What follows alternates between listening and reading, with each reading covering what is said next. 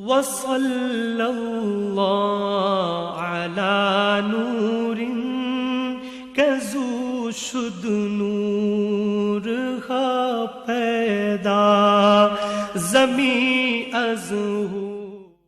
نحمده ونصلي ونسلم على رسوله الكريم وعلى آله وأصحابه أجمعين أما بعد. أعوذ بالله من الشيطان الرجيم. بسم الله الرحمن الرحيم. ناظرین و سامعین، السلام علیکم ورحمۃ اللہ وبرکاتہ. معجزے میرے نبی صلی اللہ علیہ وسلم کے ذکر ہے. پیارے نبی صلی اللہ علیہ وسلم کے پیارے پیارے بالوں کا، ان کے گیسوؤں کا. لوگ کہتے ہیں قرآن کریم کی سورت واللیل یہ حضور صلی اللہ علیہ وآلہ وسلم کی زلفوں کی طرف اشارہ ہے. اہل محبت کو نبی پاک صلی اللہ علیہ وسلم کا ذکر بھی پیارا ہے.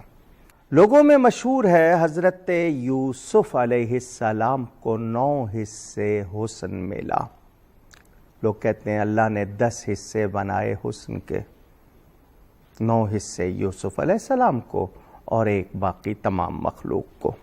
میں پوچھنا چاہتا ہوں یہ کس کے حسن کے 10 حصے ہیں؟ ٹھیک ہے انہیں 9 حصے ملے، مگر یہ کس کے حسن کے 10 حصے؟ یہ میرے پیارے نبی پاک صلی اللہ علیہ وآلہ وسلم کے حسن کے حصے ہیں. ان کا پورا حسن تو ظاہر ہی نہیں ہوا، کیونکہ کسی آنکھ میں تاب ہی نہیں تھی کہ وہ دیکھ سکے. اللہ تعالیٰ نے ان کے بالوں کو بھی بہت پیارا بنایا تھا، دیکھنے میں بھی، برکت میں بھی، اثر میں بھی بہت ہی مبارک. صحابہ کرام ان بالوں کا بہت ادب کیا کرتے تھے. میں نے آپ کو بخاری شریف کے حوالے سے بتایا، شفا حاصل کرنا، بال مبارک بھگو کر یعنی اس کا غسل کیا ہوا پانی پینا اور اس سے مریض کا مرض جاتے رہنا ایک واقعہ نہیں ہے، متعدد واقعات اس طرح کے کتابوں میں موجود ہیں. پھر جن کے پاس بال مبارک تھے انہوں نے یہ بھی دیکھا کہ بالوں میں زندگی، شاخیں نکلتی ہیں. آج کتنے لوگ دنیا میں زیارت کرتے ہیں. الذی اکرام ما نصب بہ، چونکہ نسبت ہے، لیکن جس کے پاس ہو اسے تحقیق اور سند کا اہتمام کرنا چاہیے. کس طرح اس تک پہنچا تاکہ کسی کو بے ادبی کے لیے گنجائش نہ رہے کہ پتہ نہیں اصلی ہے یا نہیں. ایسا نہیں، چونکہ نسبت ہے. ہمیں اللہ ہماری نیت کے مطابق اجر دے گا کہ ان آنکھوں نے وہ آقا کریم صلی اللہ علیہ وسلم کا جلوہ تو نہیں دیکھا، ان کا بال مبارک دیکھ رہے ہیں. کتنی بڑی سعادت ہے. حب النسیم کتاب کا نام ہے، علی نفحات الصلاۃ والتسلیم کے اندر یہ واقعہ موجود ہے. بلخ، سینٹرل ایشیا، وہاں کا ایک علاقہ بلخ اور بخارا لوگوں نے نام سنے ہوئے ہیں. تاجر تھا، بہت مشہور تاجر اپنے زمانے کا، اور رئیس بھی، یعنی دولت کی وجہ سے بھی نمایاں تھا اور ویسے بھی. اس کے پاس نبی پاک صلی اللہ علیہ وسلم کے 3 منہ مبارک تھے جو اسے ملے اور بڑی اس نے اس کی قدر کی. اس کے 2 بیٹے تھے. وہ تاجر انتقال کر گیا تو دونوں بھائیوں میں جائیداد کا مسئلہ آ گیا کہ باپ کی جائیداد تقسیم کی جائے. جب تقسیم کے لیے بیٹھے تو ہر چیز کا نصف، 2 تھے برابر برابر جانا تھا، جس کو ہم 50-50 کہتے ہیں، نصف نصف. بال مبارک کی جب باری آئی تو ایک ایک بال دونوں کو مل گیا، تیسرا بال مبارک رہ گیا. تو بڑے بھائی نے کہا کہ اس کے 2 ٹکڑے کر لو، اسے نصف کاٹ لو، آدھا تمہیں مل جائے گا، آدھا مجھے. تو یہ بھی برابر تقسیم ہو جائے گی۔ عمر میں جو چھوٹا تھا اس نے کہا ایسا نہیں ہوگا، میں اس بات کو ہرگز گوارا نہیں کروں گا کہ رسول پاک صلی اللہ علیہ وآلہ وسلم کے بال مبارک پر میں قینچی چلاؤں، اسے کاٹوں، مجھ سے یہ گوارا نہیں ہوگا۔ تو اس نے کہا پھر برابر تقسیم کیسے ہوگی؟ اگر تم کو اتنی ہی عقیدت اور محبت ہے تو ایسا کرو، پھر اس کے بدل مجھے کچھ دو، برابر تقسیم ہونی چاہیے۔ اور تم اگر یہ بال مبارک سے بہت زیادہ پیار رکھتے ہو تو اس کے بدلے پھر مجھے دو۔ چھوٹے نے کہا اگر ایسی بات ہے تو میرا جتنا حصہ بنا ہے نا وہ سب رکھ لو، ٹوٹل رکھ لو، اور یہ تینوں بال مبارک مجھے دے دو، مجھے دنیا کا مال نہیں چاہیے، مجھے یہ تینوں تبرک دے دو۔ بڑے نے کہا یہ تو بہت اچھی بات ہے، اگر ایسا ہے تو مجھے کوئی اعتراض نہیں، یہ تینوں بال تم رکھ لو اور تمہارا حصہ سارا میں رکھ لیتا ہوں۔ وہ دولت کے لالچ میں سارا حصہ لے گیا، یہ محبت اور عقیدت سے تینوں بال اپنے پاس لے آیا۔ روزانہ زیارت کرنا، خوشبو لگانا اور بہت زیادہ درود و سلام پڑھنا، اس کی تو یہی عید تھی، اس کے لیے یہی سب کچھ تھا۔ اللہ تعالیٰ کی قدرت کہ وہ بڑا جو مال و دولت سمیٹ کر بیٹھا تھا، اس نے اپنے طور طریقے اپنائے، اس کا مال اس کے ہاتھوں سے نکلنا شروع ہو گیا، اور اس چھوٹے کے حصے میں بال مبارک کی ادب کی وجہ سے برکت شروع ہو گئی۔ دین کو اگر دے کے دنیا لی جائے، دنیا کسی سے وفا نہیں کرتی۔ دین دے کر دنیا لیں گے، دنیا آپ کے پاس نہیں رہے گی، دین بھی نکل جائے گا، نرے گھاٹے میں رہیں گے۔ ہاں، دنیا دے کر دین لیا جائے اور اس کی حفاظت کی جائے، اس کا خیال رکھا جائے، یہ بڑی سعادت کی بات ہے۔ اس کی ترقی ہوئی، چھوٹے کے مال میں اضافہ ہوتا گیا، بڑا اپنے آپ کو لٹاتا رہا۔ اس کی وفات ہو گئی چھوٹے کی جب، تو اس نے اپنے بچوں کو وصیت کی کہ یہ بال مبارک تینوں تم دو میری آنکھوں پہ رکھ دینا اور ایک میری زبان پر رکھ دینا، ان کو میرے ساتھ، یعنی جب مجھے قبر میں لٹاؤ تو انہیں میرے ساتھ رکھنا۔ اس نے ادب کیا، محبت کی، اس کی وصیت کے مطابق ویسا ہی کیا گیا۔ جب دفنا دیا گیا، میرے پیارے نبی پاک صلی اللہ علیہ وآلہ وسلم اس علاقے میں کوئی اللہ والے تھے، انہیں خواب میں ملے، فرمایا لوگوں میں اعلان کر دو کہ جس کسی کو کوئی جائز حاجت ہو وہ اس لڑکے کی قبر پر جائے اور اللہ تعالی سے دعا کرے تو وہ ایسی مبارک جگہ کہ اس کی دعا قبول ہو جائے گی۔ چنانچہ اس علاقے میں اس نوجوان کی قبر مشہور ہو گئی اور لوگ وہاں آ کے برکات حاصل کرنے لگے۔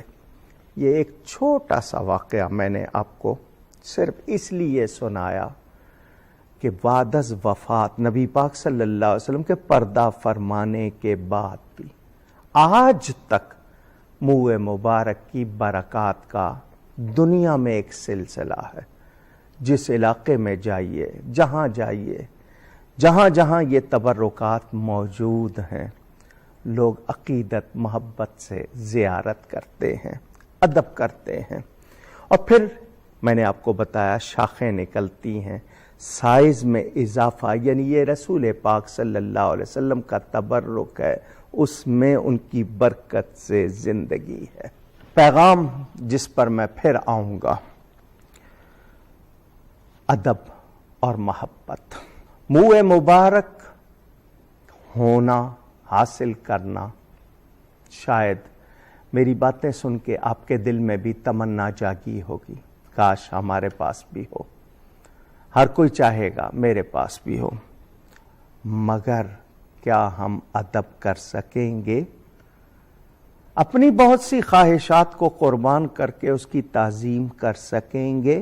ہمیں یہ بھی پیش نظر رکھنا ہوگا، جہاں رکھیں وہاں ماحول کیسا ہو، جس گھر میں وہ ہو وہ گھر کیسا ہو اور گھر والے کیسے ہوں۔ ہم خواہشات میں پڑے ہوں اور اتنا بڑا تبرک موجود ہو تو کیا ہم اس کا ادب کر رہے ہیں؟ وہ اللہ والے بھی جنہیں پتہ چلتا ہے کہ کہیں منہ مبارک ہے، وہ زیارت کو جاتے ہیں تو جوتے بھی نہیں پہنتے، ننگے پاؤں جاتے ہیں، ادب سے جاتے ہیں۔ کیوں؟ کہ وہ نبی پاک صلی اللہ علیہ وآلہ وسلم کا بال مبارک ہے۔ اس حوالے سے کئی واقعات ہمارے سامنے۔ حضور صلی اللہ علیہ وسلم کا بال مبارک جس کسی کے پاس تھا، اس نے ادب اور محبت اور تعظیم کو یادگار بنایا۔ میں یہاں اس حوالے سے عرض کرنا چاہتا ہوں، ویسے بال کو ہم کاٹیں، تراشیں، ایذا نہیں ہوتی، مگر نبی پاک صلی اللہ علیہ وسلم کے بال مبارک کے حوالے سے حدیث آپ کو سنا چکا کہ جو اسے ایذا پہنچائے اس کے لیے جنت حرام ہو جاتی ہے۔ میرے پیارے نبی پاک صلی اللہ علیہ وسلم کے والدین کا مسئلہ ہو، ان کی ازواج مطہرات کا مسئلہ ہو، ان کے پیارے اصحاب کا مسئلہ ہو، ان کی پیاری اولاد کا مسئلہ ہو، مجھے اور آپ کو ادب کا دامن کبھی ہاتھ سے نہیں چھوڑنا چاہیے۔ حضور صلی اللہ علیہ وآلہ وسلم کی نسبت والی چیز اور کسی مسلمان سے اس کی اہانت ہو، بھولے سے بھی ہو جائے، تو اس کے بعد کیا کرنا چاہیے؟ کیا حکم ہے؟ یہ بہت نازک بات ہے، ہم سب کو اس کا خیال رکھنا چاہیے۔ قرآن کریم نے حضرت یوسف علیہ السلام کا واقعہ میں نے آپ کو سنایا، اس نے بتا دیا کہ نبی کا جزو بدن بھی برکت والا ہے۔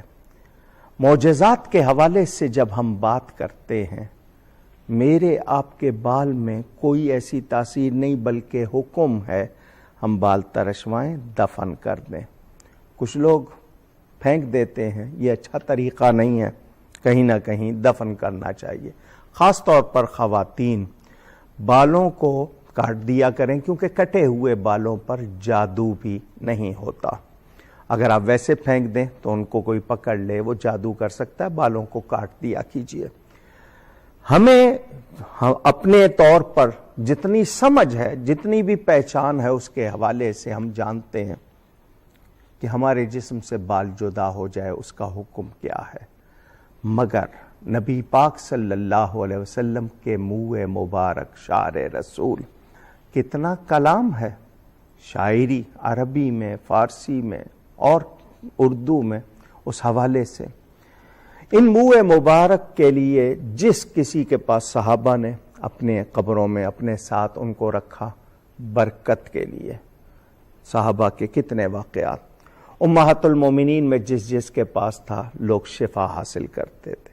حضرت سیدنا خالد بن ولید کا واقعہ آپ نے سنا، ان کی ٹوپی مبارک میں تھے۔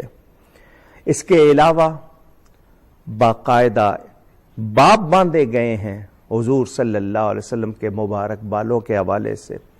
ہمیں نبی پاک صلی اللہ علیہ وسلم کی تعلیم بھی مل گئی کہ بالوں کو صاف رکھنا چاہیے، تیل لگانا چاہیے اور ان میں ستھرائی کا خیال۔ اگر کوئی سنت سمجھ کے بال بڑے رکھتا ہے اور ان کی حفاظت کرتا ہے تو اس میں کوئی منع نہیں ہے، لیکن مردوں کو منع کیا گیا کہ وہ عورتوں کی شباہت اختیار نہ کریں، اور عورتوں سے کہا گیا مردوں کی نہیں کرنی، مردوں کو عورتوں کی شباہت نہیں کرنی، اس سے منع کیا گیا۔ اسی طرح بالوں کے بارے میں جتنے احکام ہیں وہ بھی اس حوالے سے اسی کے مضمون کے اندر بیان ہوئے جہاں بال تراشنے صاف کرنے کا حکم دیا گیا وہاں تراشے جائیں، جہاں رکھنے کا حکم دیا گیا رکھے جائیں، اور ان کا خیال بھی رکھا جائے۔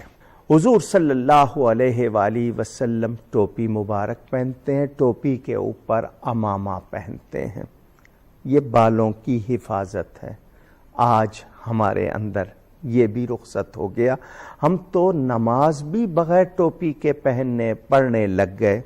حضور اکرم صلی اللہ علیہ وآلہ وسلم کے بال مبارک کے حوالے سے یہ بھی روایت ہم تک پہنچتی ہے کہ کسی نے اپنے پاس بال مبارک رکھا اور رکھنے کے بعد اس کا ادب نہیں کیا، گھر میں تھا یا کوئی مقام بنایا تھا لیکن ادب نہیں کیا، تو اس کی وجہ سے نقصان کتنا ہوا، پریشانی کتنی ہوئی اور اس پر آفتیں کتنی آئیں۔